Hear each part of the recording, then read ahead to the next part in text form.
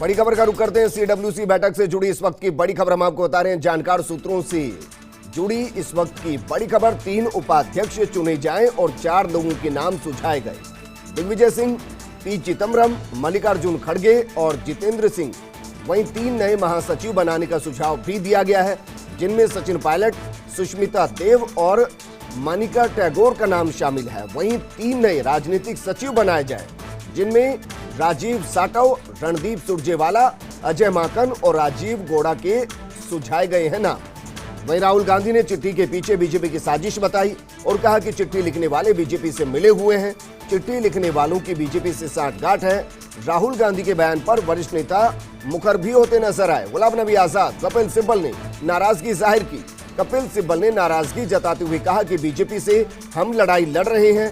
राजस्थान, मणिपुर के समय कोर्ट में कांग्रेस का पक्ष रखा।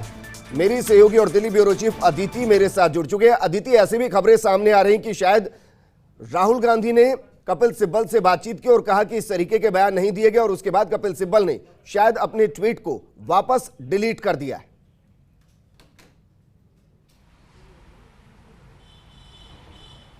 बिल्कुल विजेंद्र, देखिए लगातार सबसे पहले कपिल सिब्बल ने ट्वीट किया, मीडिया में ये बात चली कि राहुल गांधी ने बीजेपी की मिली भगत की बात कही।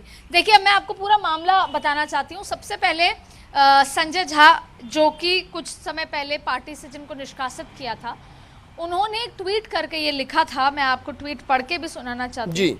उन्होंने ट्वीट करके लिखा कि इंटरनल डेमोक्रेसी को बाय बाय, और उन्होंने कहा कि जो कुमारी शैलजा हैं, उन्होंने कहा है कि ये 23 जो नेता हैं ये बीजेपी के एजेंट हैं। उसके बाद इस तरीके की बात बाहर आई कि राहुल गांधी ने भी ऐसा कुछ बयान दिया। लगातार ये चलता रहा। इस पर जो रणदीप सुरजेवाला हैं, उन्होंने ये बयान किया जब कपिल सिब्बल का एक बड़ा ट्वीट में बयान आता है कि अगर मैं बीजेपी के साथ मिली भगत थी तो मैंने राजस्थान हाईकोर्ट से लेकर उन्होंने तमाम कोई बयानबाजी से लेकर तमाम अपने पक्ष में बात रखी। और गुलाम नबी आज़ाद का भी ये बात सामने आई कि उन्होंने कहा कि मैं सारे ही पदों से इस्तीफा दे दूंगा अगर मैं कहीं भी पाया गया कि बीजेपी के साथ मिली भगत है। ये एक ऐसा बयान था जो अपन ने विजेंद्र आपस में चर्चा भी की थी कि ये वो लोग हैं जिन्होंने पार्टी में रहे हैं, जिए हैं, बचपन से लेकर बुढ़ापा तक निकाले हैं। अगर इनके लिए ऐसा बयान आता है तो उनके लिए काफ़ी तकलीफ दे होगा। और उसी के ठीक बाद रणदीप सुरजेवाला ट्वीट करके इसका खंडन करते हैं। उसके अलावा भी कई नेता हैं जो सीडब्ल्यूसी के सदस्य हैं, वो इसका खंडन करते हैं। मनिकन टैगोर ने कहा कि कपिल सिब्बल जी, आप सीडब्ल्यूसी के सदस्य नहीं हैं, अभी आप सीडब्ल्यूसी की बैठक में नहीं हैं, बट आप ऐसे गलत फॉल्स जो इंडिकेशंस है मीडिया से, उस पर आप रिएक्ट करेंगे, ऐसा शोभा नहीं देता। और ठीक उसी के बाद कपिल सिब्बल का ट्वीट आता है जो कहते हैं कि राहुल गांधी जी ने मुझसे बात करी खुद पर्सनली फ़ोन पर, और मैंने बीजेपी से मिली भगत की जो बात कही है वो गलत है और इसीलिए मैं अपना ट्वीट हटा रहा हूँ। इन तमाम तरीके की बातें आई तो आखिरकार देखिए बहुत घमासान है, बहुत इमोशनल टर्न भी यहाँ पर आ चुका है और काफ़ी कुछ ऊपर नीचे चल रहा है। करीबन 11 बजे से लेकर अभी 2 बज रहे हैं, सीडब्ल्यूसी की बैठक चल रही है। और अगर आप सोशल मीडिया देखेंगे तो तमाम तरीके के कांग्रेस में आगामी क्या कुछ होगा, क्या कुछ हो चुका है, क्या चल रहा है, तरीके से बहुत सारी बातें निकल कर आ रही हैं। और ठीक उसी तरह कि राहुल गांधी ने ऐसा कोई बयान दिया है जिसमें बीजेपी से मिली भगत की बात कही है, ऐसे तरीके के और भी बहुत सारी फॉल्स रिपोर्टिंग भी हो रही है, क्योंकि सोशल मीडिया है, बहुत तमाम तरीके के लोग हैं। तो ऐसे में अब सीडब्ल्यूसी खत्म होने का इंतजार है और एक ऑफिशियल प्रेस कॉन्फ्रेंस हो जिसमें तमाम तरीके की बातें की जाएं। हालांकि ये हम जानते हैं कि प्रेस कॉन्फ्रेंस में वो सारी बातें नहीं बताई जाएंगी जो कि अंदर हुई होंगी, वो हम फिर किस नेता से 1 to 1 बात करेंगे तो शायद निकल कर आएगी। लेकिन इस पूरे लबोलबाब बात यह है कि जब भी कहीं पर आपसी बातचीत और इस तरह की खींचतान होती है तो जाहिर तौर पे या तो चीजें क्लियर होती हैं या मिसअंडरस्टैंडिंग बढ़ती है। लेकिन अदिति, एक और चीज मैं आपसे जानना चाहूंगा। दरअसल जिस तरीके के सुझाव जानकार सूत्रों के जरिए पता चल रहा है कि राहुल गांधी ने दी हैं, उनमें 3 उपाध्यक्ष हैं, उनमें 3 महासचिव हैं, इसके अलावा 3 नए राजनीतिक सचिव बनाने की बात की गई है। अब इसको कांग्रेस के अंदर सत्ता या पावर का विकेंद्रीकरण कहें या फिर जो वरिष्ठ नेता हैं युवा के साथ मिलकर एक सामंजस्य बन सके और नाराजगी को दूर किया जाए, उसका एक मसौदा कहीं, क्या कहें इसको?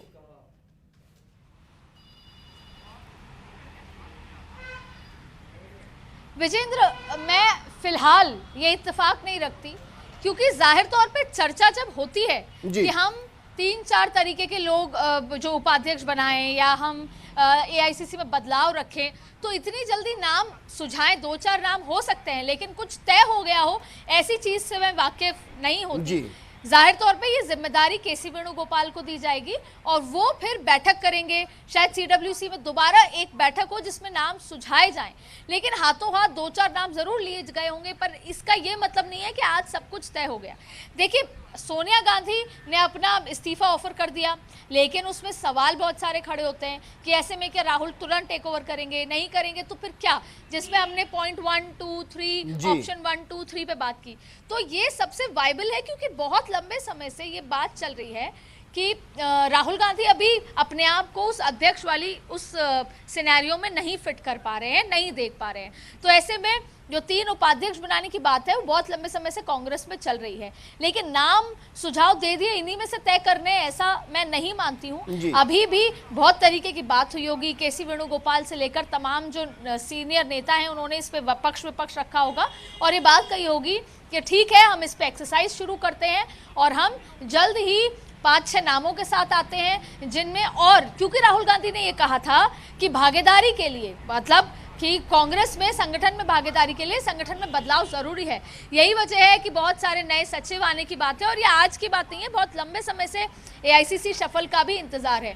तो देखिए, हमको क्या on the cards, what are we going to see is, एक तो अगर सोनिया गांधी प्रेसिडेंटशिप पे रहती हैं तो 2-3 आपको उपाध्यक्ष देखने को मिलेंगे, जो कि एक नॉर्थ एक साउथ, उसमें जरूरी नहीं है कि जो नाम आए हैं वही तय कर दिए गए हों, क्योंकि एक साउथ होगा, एक नॉर्थ होगा, एक सीनियर होगा, एक यंग होगा, इस तरीके के कास्ट कॉम्बिनेशन के साथ साथ लैंग्वेज से लेकर तमाम चीजें देखी जाएंगी। उसके अलावा और बहुत सारे पद जो जनरल सेक्रेटरीज हैं जिनके पास स्टेट्स बहुत लंबे समय से हैं, उनका शफल होगा। और देखिए, हमारे को ये जो 23 लोग हैं जिन्होंने अपनी बात रखी है पत्र के माध्यम से, ये वो सारे लोग हैं जो कांग्रेस के पिलर्स हैं, कांग्रेस के बड़े नेता हैं। मुकुल वासनिक जैसा नाम है इसमें तमाम बड़े नाम हैं। तो ऐसे में आप उन 23 से को इग्नोर नहीं कर सकते, उनको भी जिम्मेदारी देंगे, शफल होगा। तो अभी बहुत बड़ा शफल और बदलाव कांग्रेस को कांग्रेस में देखना बाकी है। जोरान, आपसे ये भी जानना चाहेंगे कि क्योंकि मुख्यमंत्री अशोक गहलोत भी इस सीडब्ल्यूसी का हिस्सा है, वो भी वहां पर अपनी बात रख रहे होंगे, तो जानकारी लग पाई कि उनकी तरफ से क्या कुछ रिएक्शन दिए गए हैं, क्या कुछ कहा गया है, क्या सजेशन दिए गए हैं?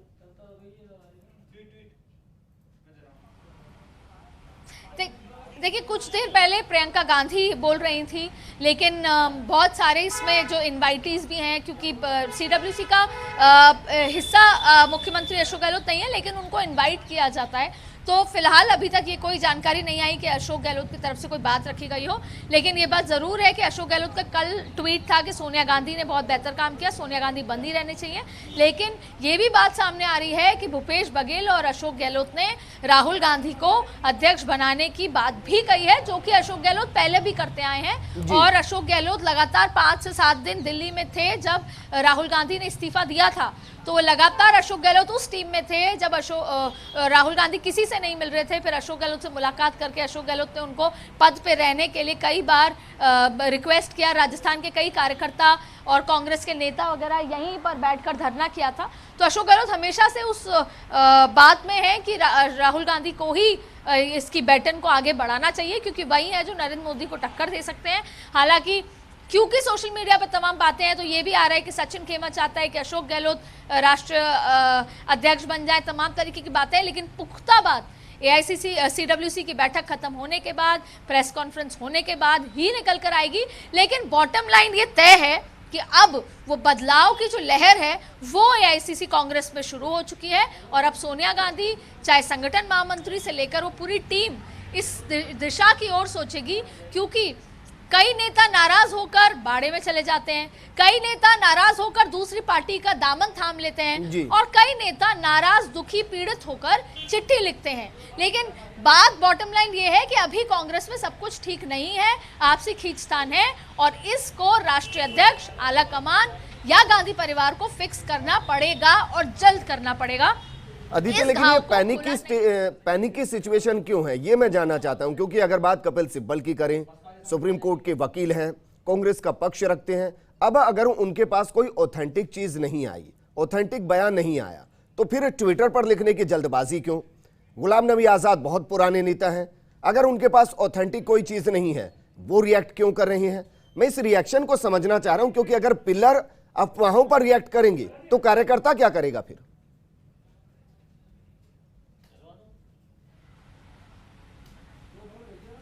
यही बात है, जब आप अपनी पार्टी में उससे बेहतर तरीके से नहीं सुने जाते, जब आप अपनी पार्टी के उस पूरे कार्यप्रणाली में सेटिस्फाइड नहीं होते, क्योंकि विजेंद्र बहुत नया नहीं है, आपका सवाल बहुत सही है, लेकिन बहुत नया नहीं है कि बहुत लंबे समय से कभी आपसी बैठकें नहीं हुई, और शायद कोरोना भी एक बड़ा कारण है, नरेंद्र मोदी का इतना हावी होना भी एक बड़ा कारण है, और बहुत एक्टिव राष्ट्रीय अध्यक्ष, जिसमें मैं पूरे तरीके से समझ सकती हूँ कि ये वो समय है जब कोरोना भी है, सोनिया गांधी की तबीयत ठीक नहीं रहती, राहुल गांधी बनना नहीं चाहते, तो ऐसे समय में जब कमांड ढीली होती है तो ये वरिष्ठ नेता, देखिए सबसे बड़ी बात, 15 से 20 दिन पहले ये चिट्ठी लिखी गई, 10 से 12-15 दिन तक ये चिट्ठी मीडिया में नहीं आई, उसके बाद जब ये चिट्ठी मीडिया में आती है तो यही 23 लोगों के ट्विटर कल मैंने फॉलो किए जी, और किसी ने भी एक ट्वीट नहीं किया, ना इसको नकारा, ना इसका खंडन किया, ना इसको एक्सेप्ट किया, ठीक है। उसके बाद सीडब्ल्यूसी की बैठक होती है, बैठक में पूरी सोशल मीडिया में भरमार होती है कि अंदरूनी बातें ये हुई, ये हुई, ये हुई, तो जब बड़े चैनल्स या बड़े सोर्सेज के थ्रू ये खबर आती है तो आदमी को आघात पहुंचता है। देखिए ये बात तो सच है कि कपिल सिब्बल ने वो चिट्ठी लिखी, ये बात भी सच है कि उनको पता है कि सोनिया गांधी या गांधी परिवार को ये चिट्ठी लिखने का और इसको मीडिया में या पब्लिक में लीक होने की बात पसंद नहीं आई होगी।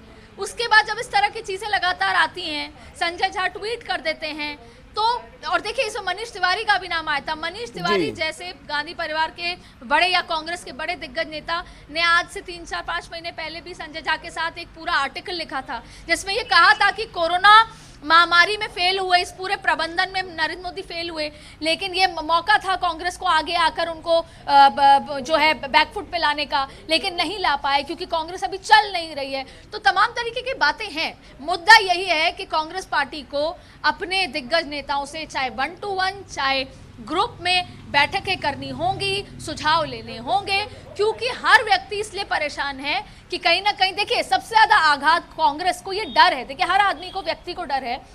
मध्य प्रदेश में ज्योतिरादित्य सिंधिया ने बीजेपी का दामन थाम लिया और समय बीता ही नहीं था कि सचिन पायलट जैसे युवा नेता ने इस तरह का स्टेप लिया। तो सभी को डर है कि उनका अस्तित्व होगा क्या आगे आने वाले 6 से 8 महीने, साल भर में, क्या कांग्रेस इस सरवाइव कर पाएगी, क्या हम लोग सरवाइव कर पाएंगे। इतना ग्रैंड बड़ा करियर होने के बाद अगर पार्टी नहीं बच पाई या पार्टी बैलेंस नहीं हो पाई या पार्टी केंद्र सरकार पे हावी नहीं हो पाई, तो क्या हम विपक्ष की भूमिका में भी रह पाएंगे या नहीं रह पाएंगे, क्योंकि सभी राज्यों में कांग्रेस विपक्ष के उस मोड में भी नहीं है। बहुत सारे ऐसे राज्य हैं जहां पे वो मेजर विपक्ष भी नहीं है। तो ऐसे में ये जो डर था सभी नेताओं का कि हम लुप्त ना हो जाए, कांग्रेस पार्टी को फाइट करना पड़ेगा, कांग्रेस पार्टी को उठ खड़ा होना होगा, यही वजह था कि उन्होंने चिट्ठी लिखी।